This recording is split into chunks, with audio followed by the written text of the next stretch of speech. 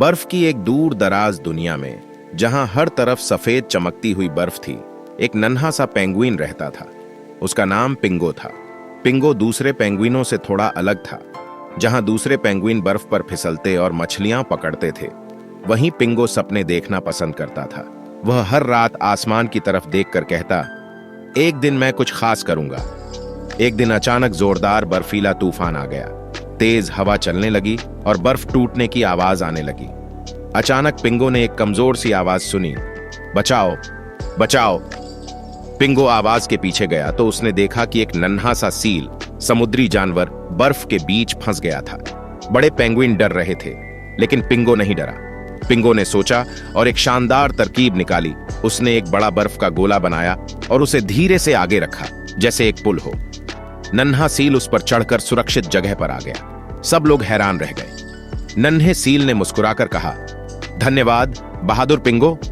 उस दिन के बाद पिंगो को पूरे बर्फीले इलाके का सबसे होशियार और बहादुर पेंगुइन कहा जाने लगा।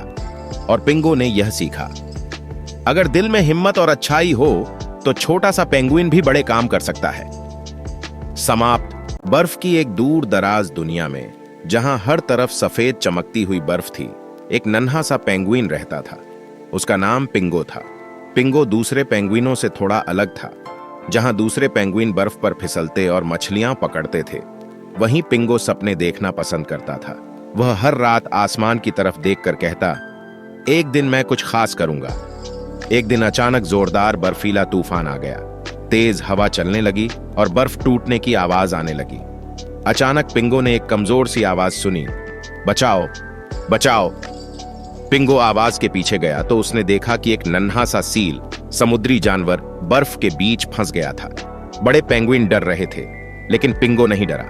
पिंगो ने सोचा और एक शानदार तरकीब निकाली। उसने एक बड़ा बर्फ का गोला बनाया और उसे धीरे से आगे रखा, जैसे एक पुल हो। नन्हा सील उस पर चढ़कर सुरक्षित जगह पर आ गया। सब लोग हैरान रह गए। नन्हे सील ने मुस्कुराकर कहा, धन्यवाद बहादुर पिंगो। उस दिन के बाद पिंगो को पूरे बर्फीले इलाके का सबसे होशियार और बहादुर पेंगुइन कहा जाने लगा।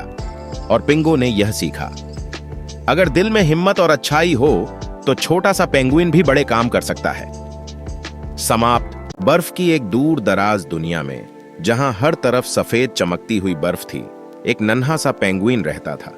उसका नाम पिंगो था। पिंगो दूसरे पेंगुइनों से थोड़ा अलग था।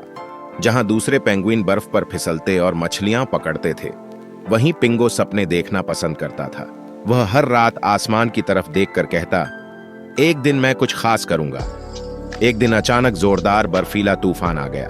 तेज हवा चलने लगी और बर्फ टूटने की आवाज आने लगी। अचानक पिंगो ने एक कमजोर सी आवाज सुनी, बचाओ बचाओ। पिंगो आवाज के पीछे गया तो उसने देखा कि एक नन्हा सा सील, समुद्री जानवर, बर्फ के बीच फंस गया था। बड़े पेंगुइन डर रहे थे, लेकिन पिंगो नहीं डरा। पिंगो ने सोचा और एक शानदार तरकीब निकाली। उसने एक बड़ा बर्फ का गोला बनाया और उसे धीरे से आगे रखा, जैसे एक पुल हो। नन्हा सील उस पर चढ़कर सुरक्षित जगह पर आ गया। सब लोग हैरान रह गए। नन्हे सील ने मुस्कुराकर कहा, धन्यवाद बहादुर पिंगो। उस दिन के बाद पिंगो को पूरे बर्फीले इलाके का सबसे होशियार और बहादुर पेंगुइन कहा जाने लगा। और पिंगो ने यह सीखा, अगर दिल में हिम्मत और अच्छाई हो तो छोटा सा पेंगुइन भी बड़े काम कर सकता है। समाप्त। बर्फ की एक दूर दराज दुनिया में, जहां हर तरफ सफेद चमकती हुई बर्फ थी, एक नन्हा सा पेंगुइन रहता था। उसका नाम पिंगो था। पिंगो दूसरे पेंगुइनों से थोड़ा अलग था। जहां दूसरे पेंगुइन बर्फ पर फिसलते और मछलियां पकड़ते थे, वहीं पिंगो सपने देखना पसंद करता था। वह हर रात आसमान की तरफ देखकर कहता, एक दिन मैं कुछ खास करूंगा। एक दिन अचानक जोरदार बर्फीला तूफान आ गया। तेज हवा चलने लगी और बर्फ टूटने की आवाज आने लगी। अचानक पिंगो ने एक कमजोर सी आवाज सुनी, बचाओ बचाओ। पिंगो आवाज के पीछे गया तो उसने देखा कि एक नन्हा सा सील, समुद्री जानवर, बर्फ के बीच फंस गया था। बड़े पेंगुइन डर रहे थे, लेकिन पिंगो नहीं डरा। पिंगो ने सोचा और एक शानदार तरकीब निकाली। उसने एक बड़ा बर्फ का गोला बनाया और उसे धीरे से आगे रखा, जैसे एक पुल हो।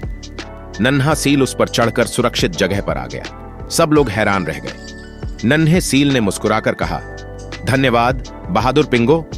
उस दिन के बाद पिंगो को पूरे बर्फीले इलाके का सबसे होशियार और बहादुर पेंगुइन कहा जाने लगा।